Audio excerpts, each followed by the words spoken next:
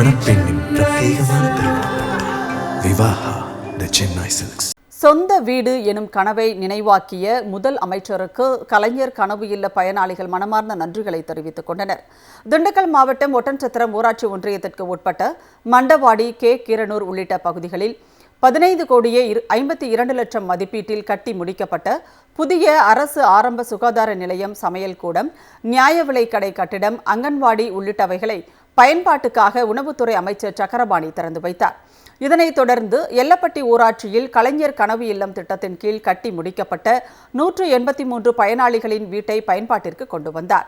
தங்களின் சொந்த வீடு எனும் கனவை நினைவாக்கிய முதலமைச்சருக்கு பயனாளிகள் மனமார்ந்த நன்றிகளை தெரிவித்துக் கொண்டனர்.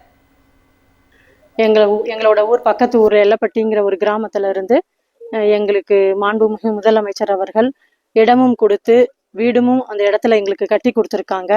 அது எங்களுக்கு ஒரு பெரிய வீடு கட்டுறது எங்களுக்கு ஒரு பெரிய கனவா இருந்துச்சு. அந்த கனவை எங்களுக்கு ரொம்ப நிறைவேற்றி கொடுத்துருக்காங்க. நிறைவேற்றி கொடுத்த எங்களுடைய மாண்புமிகு முதலமைச்சர் அவர்களுக்கும், துணை முதலமைச்சர் அவர்களுக்கும், எங்களுடைய உணவுத்துறை அமைச்சர் அவர்களுக்கும் எங்களுடைய மனமார்ந்த நன்றியை நாங்கள் தெரிவிச்சுக்கிறோம். நம்ம அப்பா சின்ன வயசுல இருந்தே கூலி வேலை செஞ்சுதான் எங்க 3 பேர்த்தையும் படுக்க வச்சாங்க.